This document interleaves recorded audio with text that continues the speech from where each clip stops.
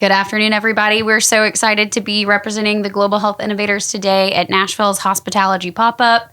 I'm Abby Lemon-Stevens, joined by my wonderful co-host, Katie Smith-Green. We're so excited to have Chase Spurlock of DecodeHealth with us today in studio. We're going to dive into a nice conversation talking about 2026 predictions, what's on the horizon for Decode, and many more. So let's kick it off. Chase, thanks for joining us. Happy to be here. You want to tell us a little bit about you, help the audience know who Chase Spurlock is?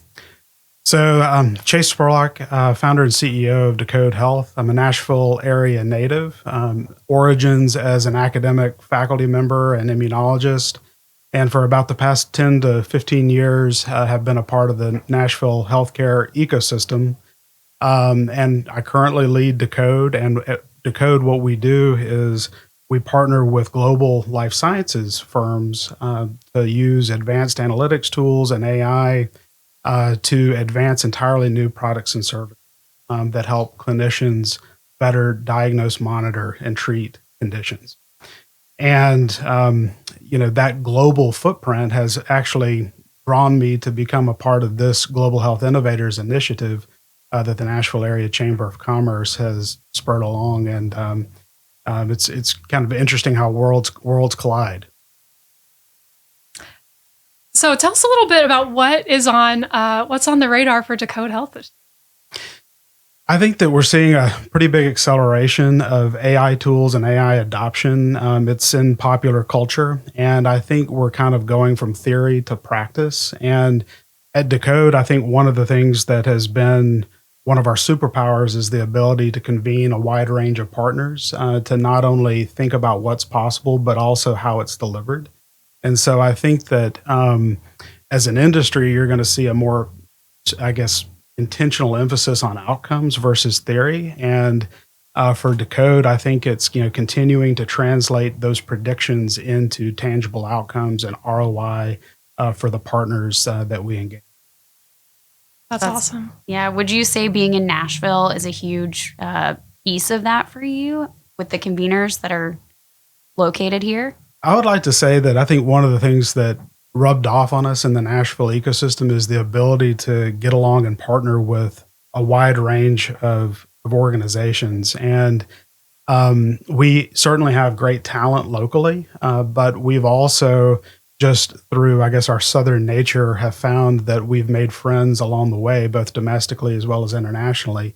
And those friendships and those collaborations have really blossomed to the point to where we're able to punch far outside of our weight class. So we're a sub 25 person organization, but we're working with global, publicly traded organizations. And I think it's that spirit of collaboration, that spirit of being able to connect the dots across a wide range of service providers, research partners that allows us to then translate insights into things that actually impact patients and drive precision medicine forward. You're really in a spot of building a lot of connections across all of these different points, from science to delivery, and then in pulling these different parts of the healthcare ecosystem together through Decode. With that perspective, as a connector, how is that informing your involvement with the Global Health Innovators? Well, I think we recognized early on that particularly when it comes to data assets that power precision medicine, we're talking about clinical data, we're talking about multi-omics, and that doesn't exist in a single spot. And in this world, you want to make sure that any innovation you deploy stands the test of time. It's not just going to work in a Nashville population. It's something that would work in San Francisco or New York or England, which we've spent a lot of time in. And so I think that through our just kind of natural evolution in building these products, we've acquired data from around the world. And I think that that is a trick that a lot of people are waking up to and recognizing that it's impossible to continuously rebuild the wheel. We don't have enough time. We don't have enough financial resources. So if we work together, if we share information and we do that in a way that is secure and governable, then we can actually get to the solution that impacts lives faster. And so it's that connective tissue. It's that It's that backbone that we've spent so many years building. And one of our biggest projects right now is in multiple sclerosis. It's been 10 years in the making. And to rebuild those relationships and to rebuild the trust that we have with some of the patient populations that we engage with, I mean, that doesn't happen overnight. And I think that Nashville has such a great recipe of culture and technical capability and expertise, particularly in healthcare, that it deserves to be on an international stage, and we deserve it, the opportunity to replicate that, and then also transfer what we learn from other innovation ecosystems into our community to kind of build the flywheel, build the two-way connections that continue to advance patient outcomes and save healthcare money. It's got to be very interesting to jump between the various countries, the perceptions of healthcare, how to navigate patient conversations and fluidity. What's been your secret sauce for taking the perspective of the English with how they receive health, how they approach health, with how the U.S. navigates healthcare? Any thoughts there on just navigating those different cultures and even how healthcare is provided? I would say that, our similarities are greater than people might imagine. And where we're different, we're not very different. A lot of the same problems that we're trying to solve in the U.S., they're trying to solve for too, and sometimes with less of a budget. And one of the things that's really cool about the Global Health Connector is it's not only looking at really wealthy countries, it's also looking at countries that are struggling to make ends meet, and they're finding ingenious solutions to some of the common healthcare problems, whether it be in the UK, the US, or Africa. And so I think that's an opportunity to spotlight those ingenious solutions and then have that come into our world here in Nashville and actually make lives better.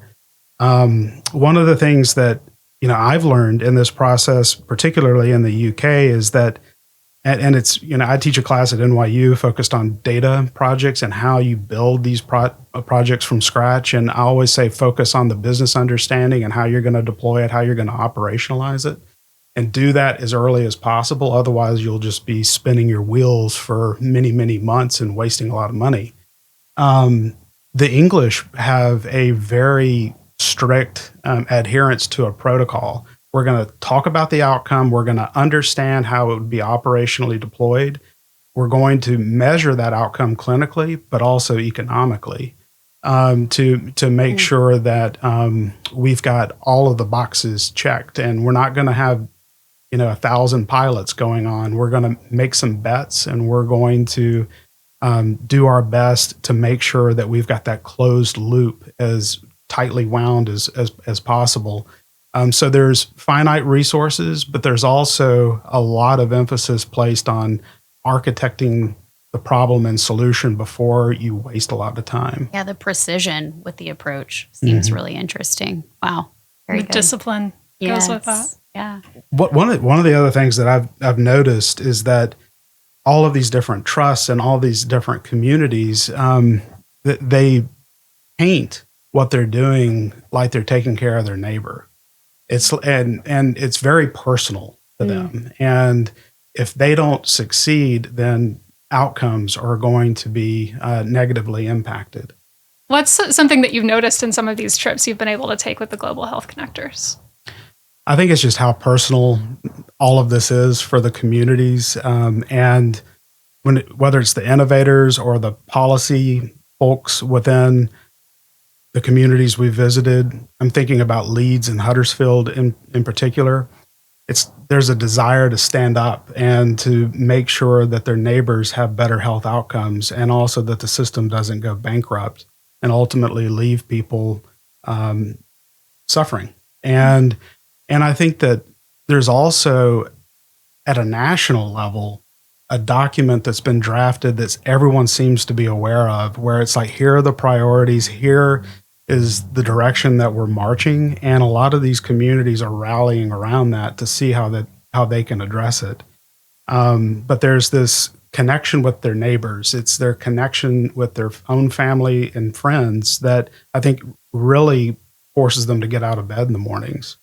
And so there's, I think, just a desire to move as fast as possible to fix a lot of these problems. And I'm seeing some of those echoes when I talk to different stakeholders here in the U.S. I think that there's an acceleration. There are new tools that have come online, particularly AI. There's a lot of promise. So how do we deploy those tools effectively to fix a broken system? And, I think that the opportunity for Nashville is to, once again, be able to take advantage of some of the solutions that they identify. And for those companies come over here and recognize a greater commercial footprint. One group told us that the U.S. is the inevitable market, and we need to create a welcome mat, for these companies, whether it's international or domestic, to come here to interface with our community and to be able to stand up new pilots and to be able to grow their commercial traction.